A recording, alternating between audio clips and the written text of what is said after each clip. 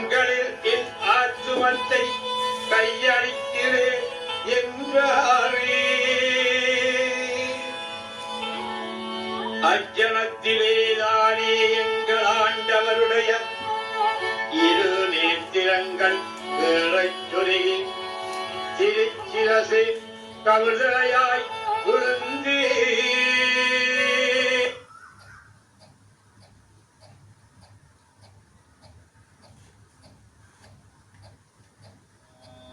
Thank you.